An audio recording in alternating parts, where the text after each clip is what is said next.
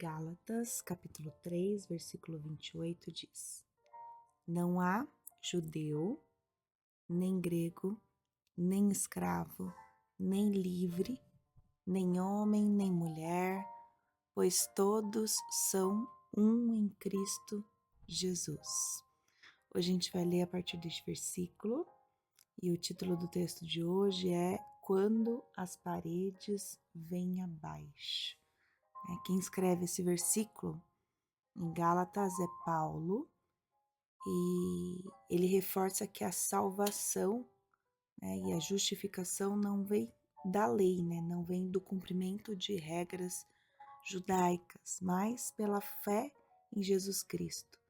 Então ele explica que a promessa feita a Abraão, ela se cumpre em Cristo e quer, ao crer, que todos participem dessa herança. Então, o importante, ele está dizendo que as diferenças culturais, que ele fala, não é nem judeu, nem grego, nem escravo, nem livre, nem homem, nem mulher, pois todos são um em Cristo Jesus. Então, essas diferenças culturais, sociais, deixam de existir. Então, homens continuam homens, mulheres continuam mulheres, mas diante de Deus, em Cristo, todos têm o mesmo valor.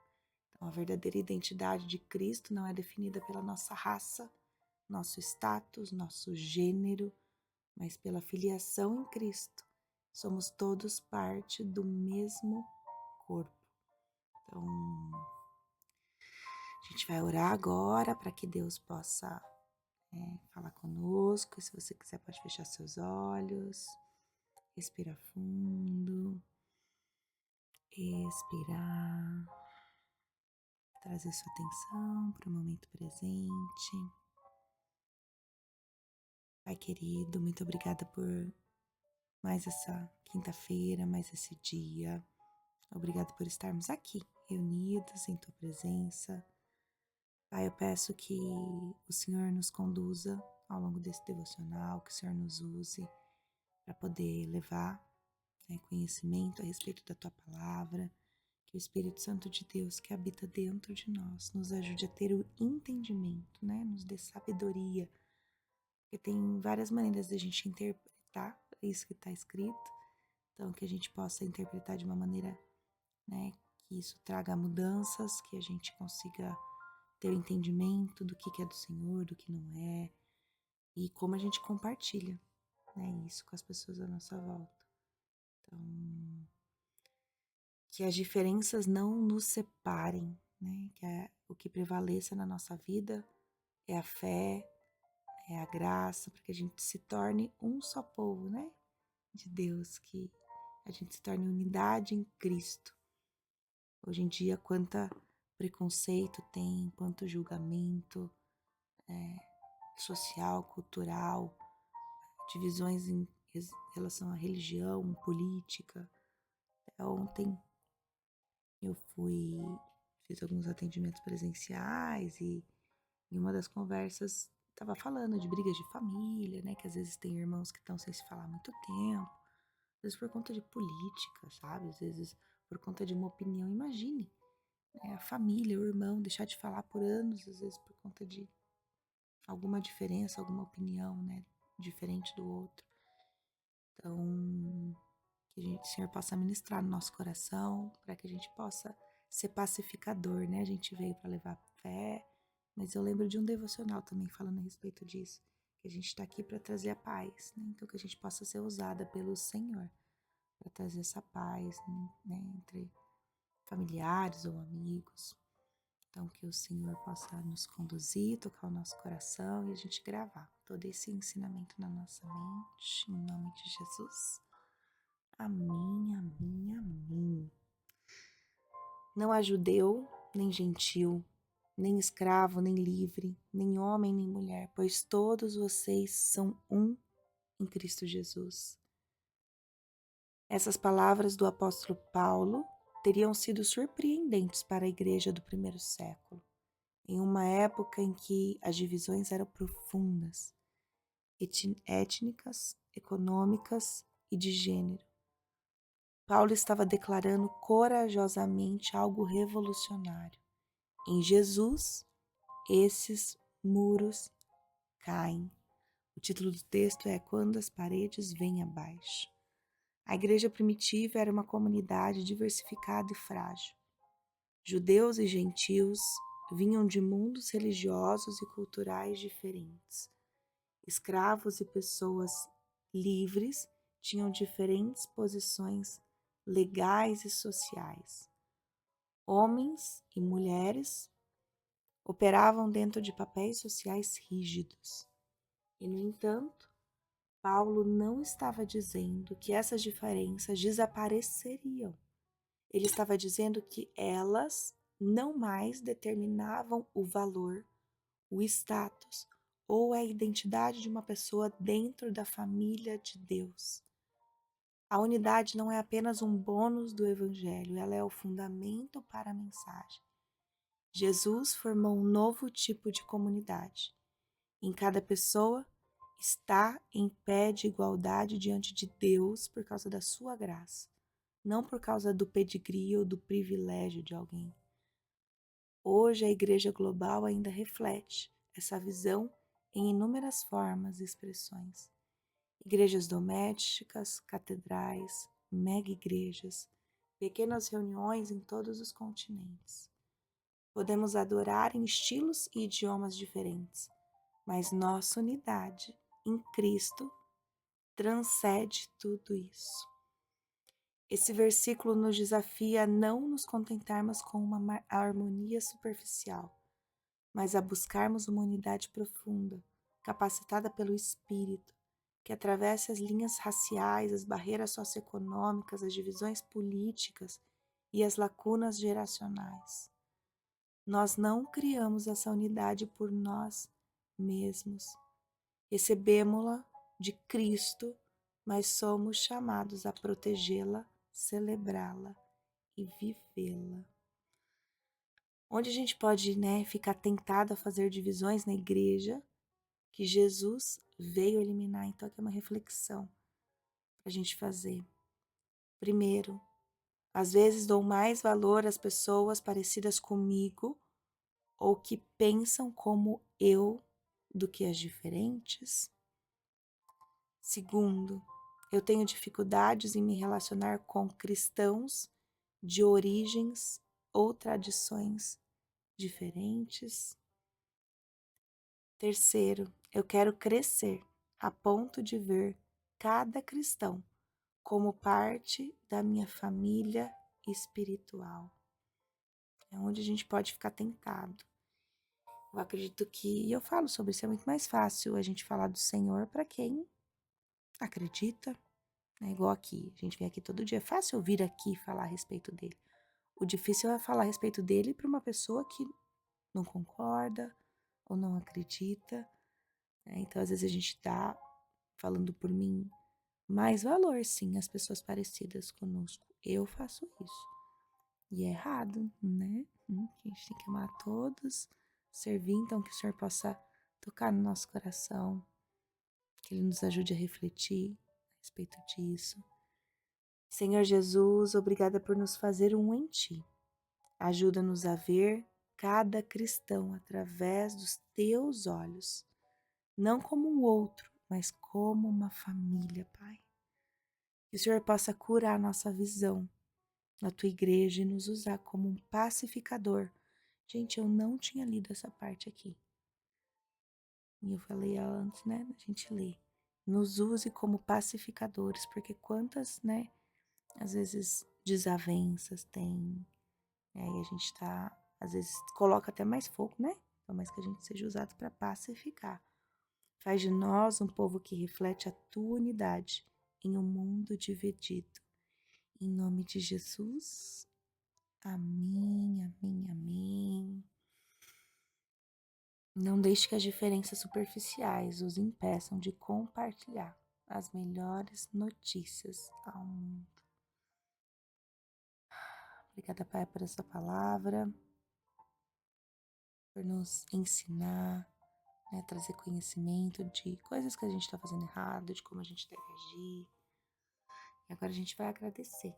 Agradecer por esse dia, né? Agradecer por essa oração, pelas coisas que aconteceram no dia de ontem. Em 1 João capítulo 3, versículo 20 diz: se o nosso coração nos condena, Deus é maior que o nosso coração e sabe todas as coisas. Na carta de 1 João, o apóstolo ele fala sobre viver no amor e na verdade, né? Antes do versículo 20, que é esse que a gente leu, ele ensina que devemos amar não de palavra, mas de atitude em verdade, que é no versículo 18 e 19, antes desse. Ele fala, devemos amar não de palavra, mas de atitude em verdade. Se o nosso coração nos condena, Deus é maior que o nosso coração e sabe todas as coisas. Então, 1 João ele mostra que mesmo quando a consciência pesa, Deus é maior do que as nossas acusações internas. Quantas vezes a gente fica se acusando, se culpando, chicoteando, né?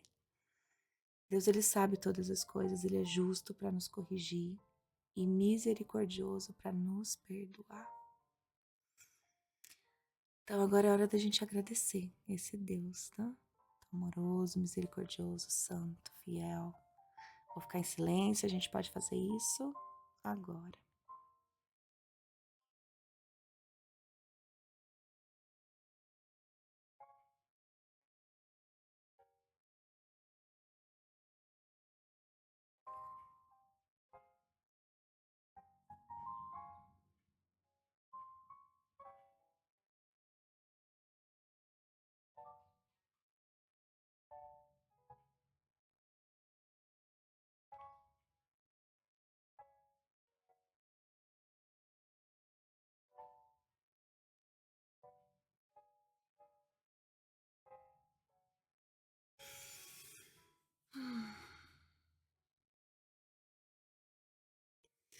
Ele sabe todas as coisas, né?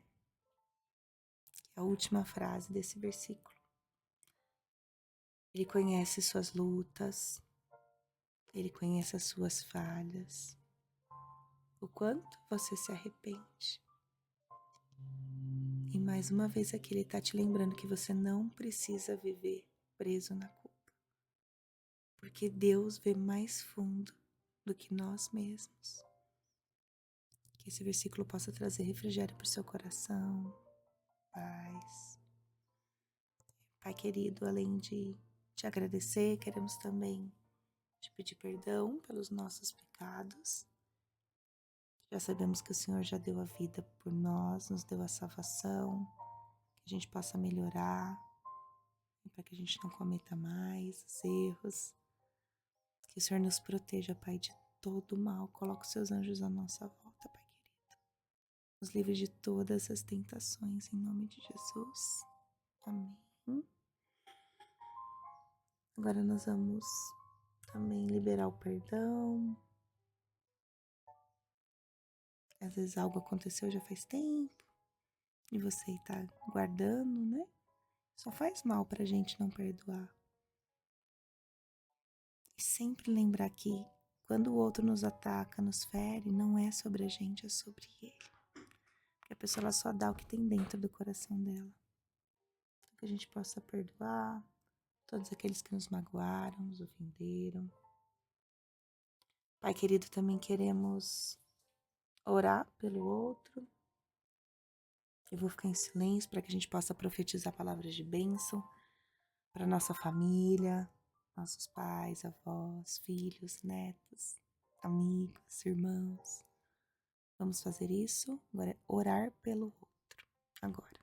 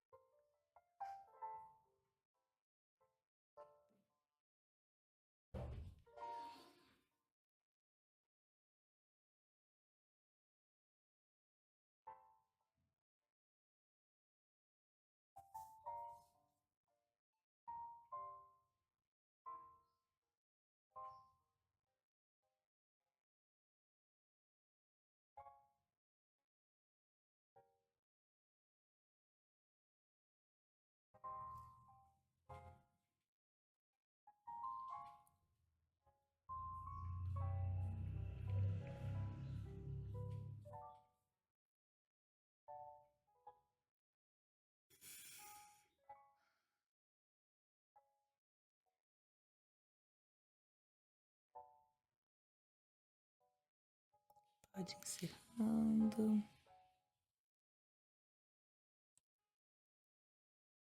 Agora a gente vai orar por nós. Em Isaías, capítulo 26, versículo 3 diz: Tu guardarás em perfeita paz aquele cujo propósito está firme, porque ele confia em ti. Aqui o povo está exaltando a fidelidade de Deus, né, por trazer a salvação.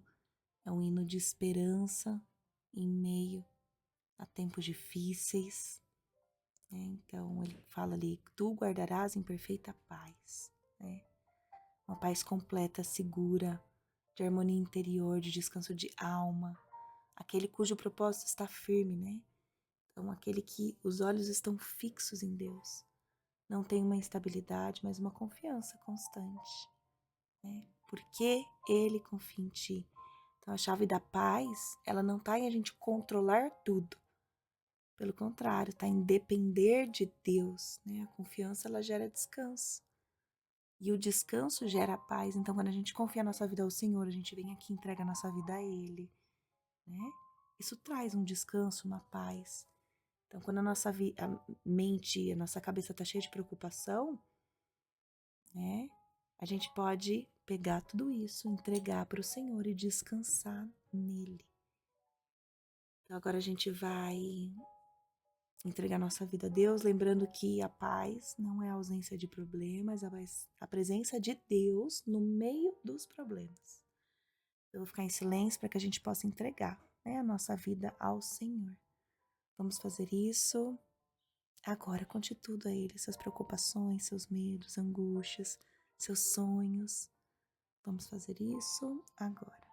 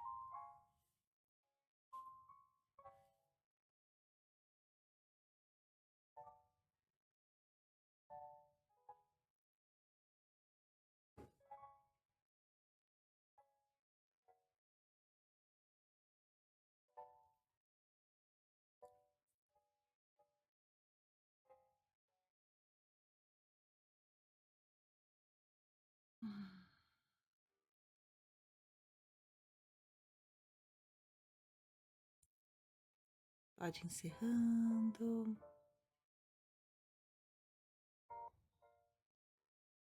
Pai querido,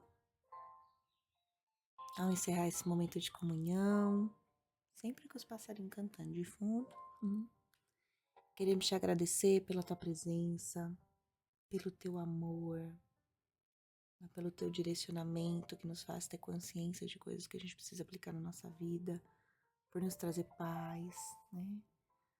Pai, nós queremos te entregar essa quinta-feira, pedindo que o Senhor guie cada passo do nosso caminho, seja no nosso trabalho, seja em casa, para nos relacionar bem com as nossas famílias.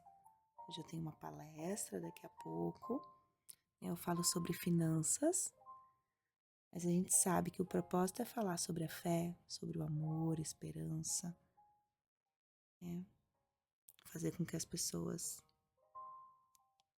consigam entender que quando a gente está grato, feliz, fazendo as coisas corretas e buscando o que é da vontade do nosso coração, o nosso sucesso, o dinheiro, a prosperidade, a abundância, ela vem como uma consequência disso.